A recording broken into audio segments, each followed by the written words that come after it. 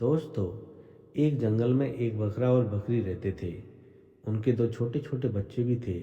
बकरा रोज सुबह अपने परिवार को वहीं छोड़कर जंगल के दूसरे हिस्से में घास खाने चला जाता था, जबकि बकरी अपने बच्चों की देखभाल करती और समय मिलने पर बगल के तालाब से पानी लाती। बकरा रोज बकरी को समझा कर जाता कि जब तक मैं वापस न आऊं, तुम इन बच्चों को छोड़कर कहीं मत जाना। ऐसा रोज बकरा और बकरी को समझाकर जंगल में घास चरने चला जाता था। एक दिन बकरा सुबह सुबह घास चरने निकला।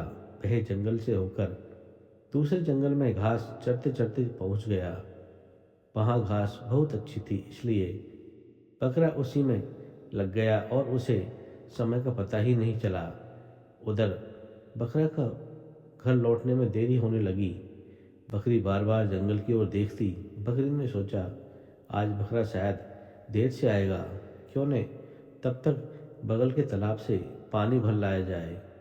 ऐसा सोचकर बकरी दोनों बच्चों को वहीं छोड़कर बगल के तालाब के पास पानी भरने चली गई।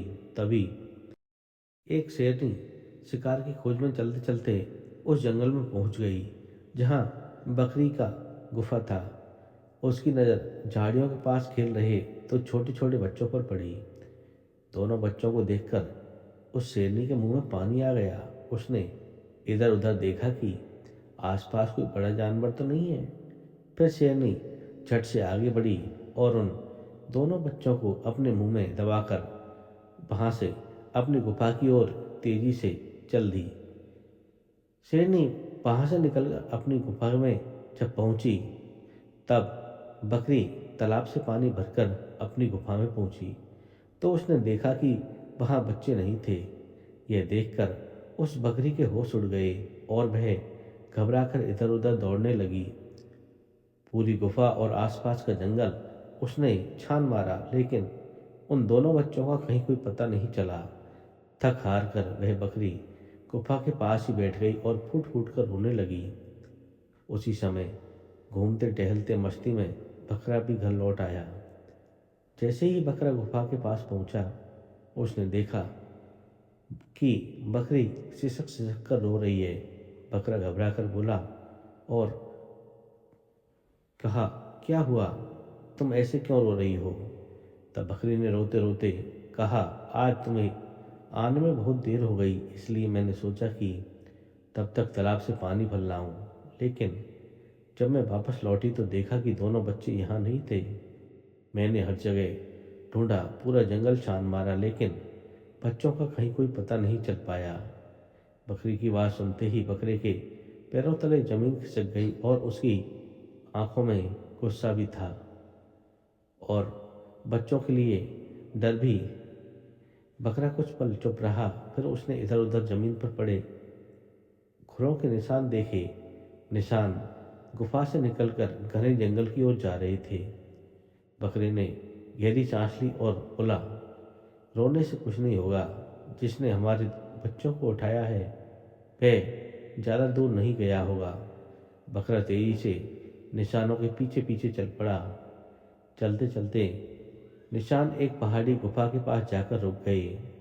बकरा समझ गया कि यह किसी बड़े शिकारी की गुफा है और उससे सीधा सामना करना उसके बस की बात नहीं, इसलिए उसने जल्दीबाजी नहीं की और गुफा के बाहर उन झाड़ियों में छिपकर चुपचाप इंतजार करने लगा। कुछ समय बीत गया। थोड़ी देर बाद गुफा के भीतर से एक शेरनी बाहर निकलती है।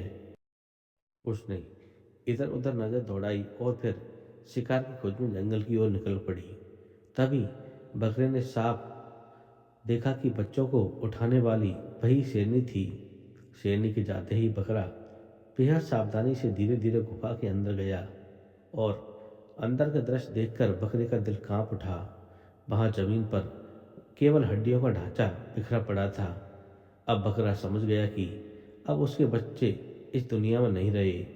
आंखों में आंसू और मन में भारी दुख लिए बकरा चुपचाप वापस अपनी गुफा की ओर लौट पड़ा। वहां पहुंचकर उसने बकरी को पूरी बात जैसी की तैसी सुनाई। दोनों देर तक चुपचाप बैठे रहे। फिर बकरा बोला, रोने से बच्चों की आत्मा को शांति नहीं मिलेगी। अगर बदला लेना है तो तत्काल से बुद्धि से काम लेना होगा।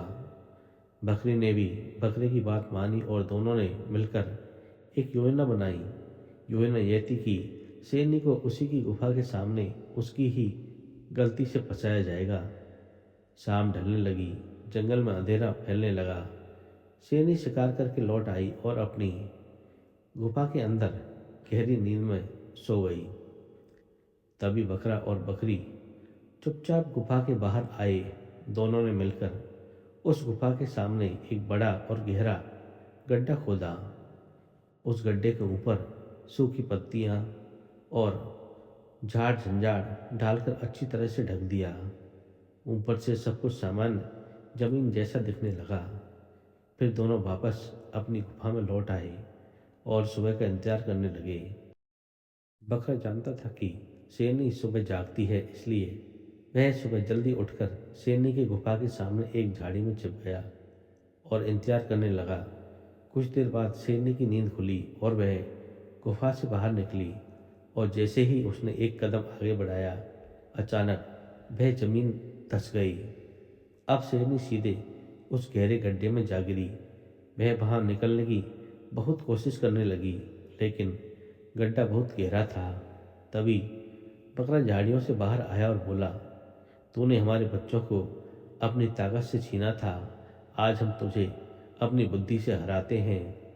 बकरी की आंखों में आंसू थे, लेकिन मन में एक संतोष था।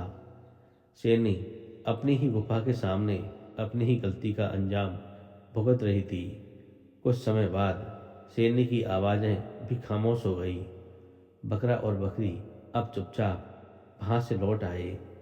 उसी रात दोनों ने अपने बच्चों की आत्मा के लिए प्रार्थना की और यह सीख जंगल में फैल गई कि ताकत चाहे कितनी भी बड़ी क्यों न हो, लेकिन बुद्धि के आगे हमेशा हार जाती है।